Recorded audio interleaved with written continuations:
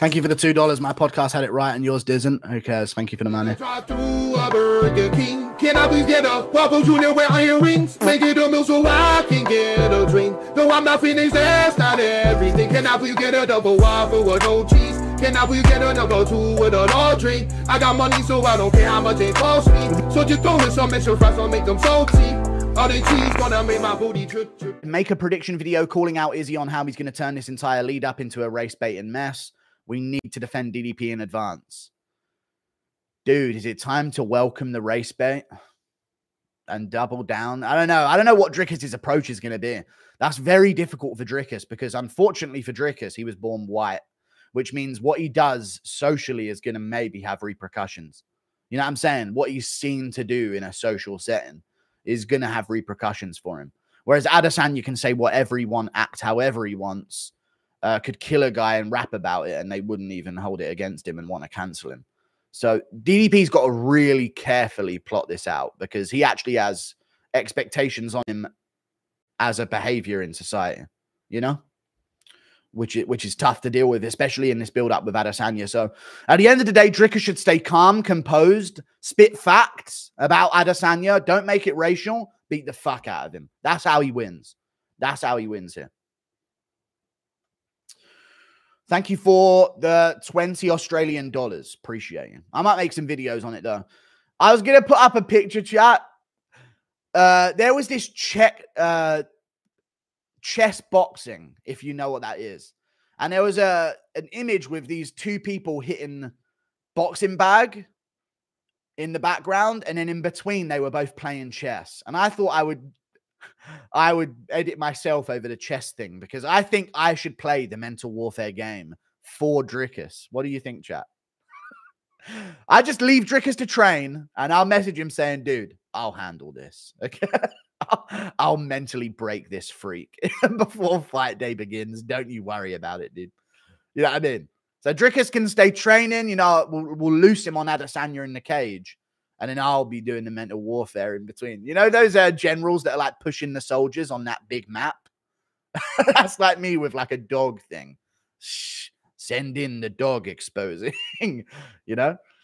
Thank you very much for the $20, though. I appreciate you, Clyde. But he's got to be very careful because, again, there is social expectation of behavior out of him. So he needs to be careful. You've retracted the message, but thank you. Impression of Izzy getting handsy with John Jones's dog. He's a girl, though. Are you sure? I don't know.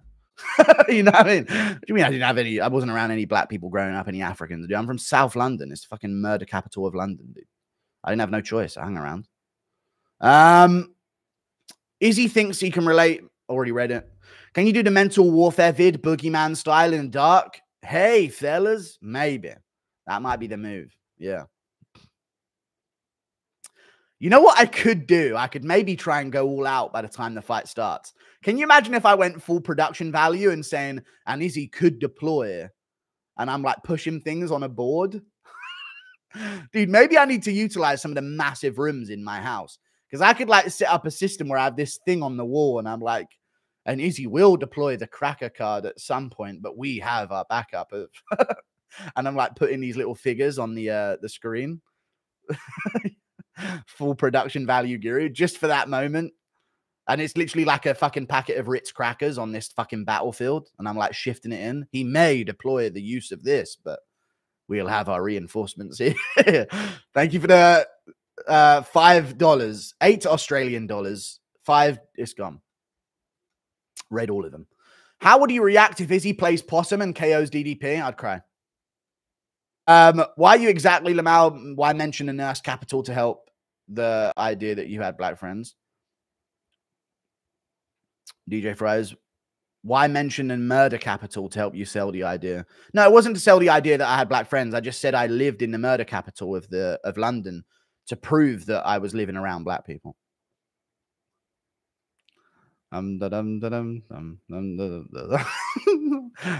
Hey.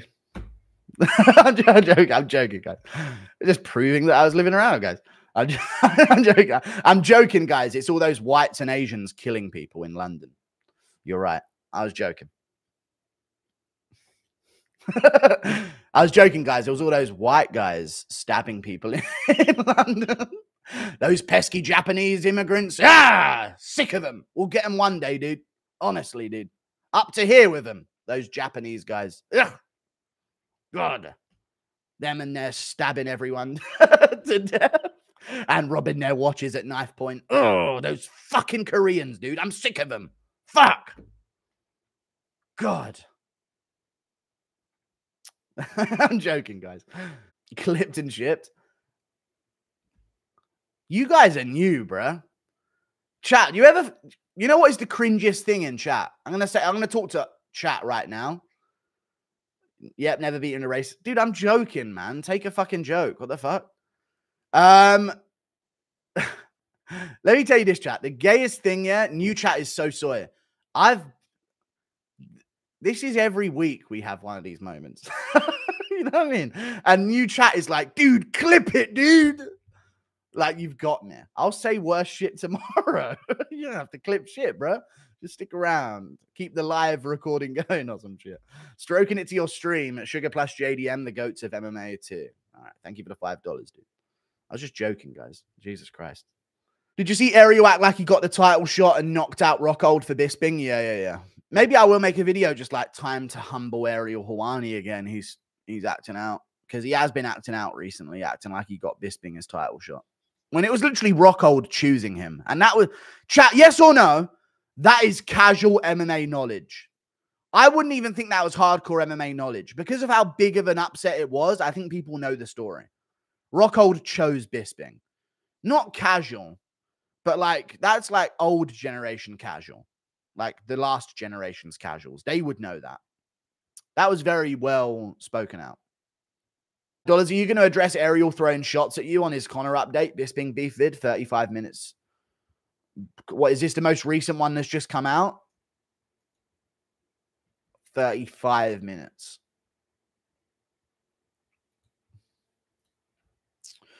No, I'm not really going to respond to it. Like Ariel, basically what happens with Ariel is... Hold on, let me listen.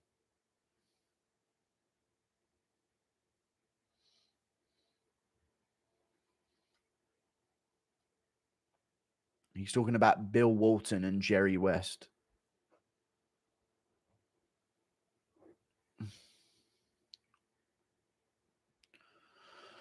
Yeah, you're probably talking about another moment where he just said some idiot in his mum's basement. Basically, this is the cycle of Ariel Helwani, chat, okay? No testosterone. Boring. Dull. No one gives a fuck. Wins one argument because the person gives him a layup to beat them. His testosterone skyrockets to like 10% of what a man should have. And now he's feeling himself for a few weeks. And then it will calm down again. And then he'll be irrelevant for another month. Which is kind of the Ariel cycle of life. Irrelevant, dull, boring. What did you get up to on the weekend, GC? And all this type of shit. Then he wins an argument, and all of a sudden he becomes super Ariel with like 10%, again, as I said, testosterone that a man should have at his age. And he starts going insane, and he starts sending shots at everyone, feeling himself a bit too much, insults a fighter that he never would in real life, and then he sort of winds back down again. You know what I mean? And realizes, oh, okay, I'm getting a bit too big for my boots. I'll calm down again. This is the cycle of Ariel, dude. We just leave him to it. You know what I mean? He'll have another meltdown in a bit. Oh, I'm the victim of this. And then he'll win an argument against someone. And then he'll be like, I'm the fucking man again. And then he'll be irrelevant and asking fucking New York Rick what you got up to over the weekend. Oh, you went to see that movie? How was it? Would you recommend it for the family? And that's what you have to listen to for a bit until he wins another argument. So here's what it is. That's not me. I'm retarded. Ariel's not. That makes it fun in the meantime. Oh my God, people are turning on him. Francis did not want to fight John Jones. Dana White says Francis Ngannou didn't want to fight John Jones and also said John Jones would do the same thing to Francis that he did to Cyril Gane. I'm making a video tomorrow. And the top comment is, one of the top comments is this, chat. Everyone knows John turned down Ngannou like he turned down Aspinall. Based, dude. Fucking based. And look, this fucking gay-looking certain demographic John Jones fan. NPC moment. Yeah, I'm in. Thank you for the $2. Prediction for Sugar versus Marab. I don't know, lad. I'm not too sure, mate. I just don't know, lad. That's all it is, mate. I don't know, lad.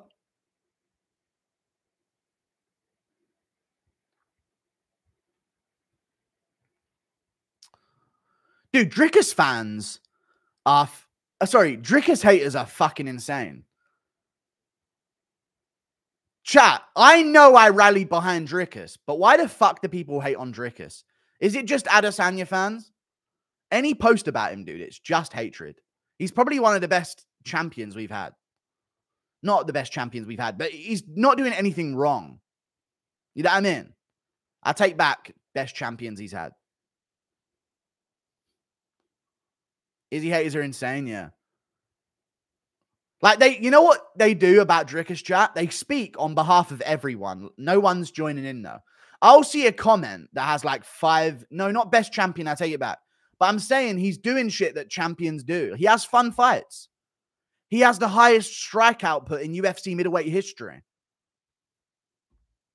One of them. One of the highest strike outputs in UFC middleweight history. He has fun fights every time, no matter what.